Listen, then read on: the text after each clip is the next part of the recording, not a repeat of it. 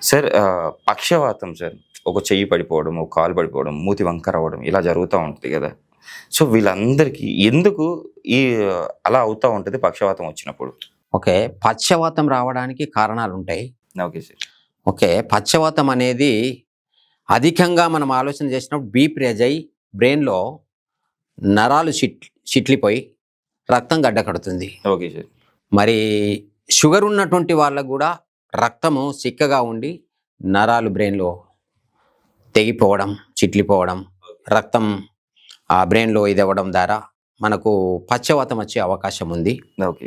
కాబట్టి షుగర్ ఉన్నటువంటి వారికి, అధిక బీపీ ఉన్నటువంటి వారికి ఈ సమస్య ఎక్కువగా ఉంటుంది.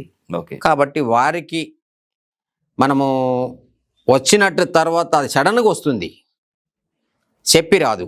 కాకపోతే కొంచెము మన శరీరంలో వచ్చే ముందు కొన్ని లక్షణాలు కనబడతాయి. ఓకే. అక్కడక్కడ మన కండరాలు కదలడం, వైబ్రేషన్ లాగా ఇదవుతది. షివరింగ్ అవుతూ ఉంటది. అలాంటి పరిస్థితిని మనం గమనించాలి. నాకెందుకు ఇట్లా అవుతుంది అని.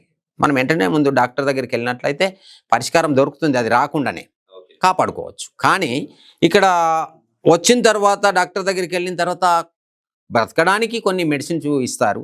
కానీ అప్పటికే ఒక భాగము చచ్చిపోతుంది. చచ్చుబడిపోతుంది.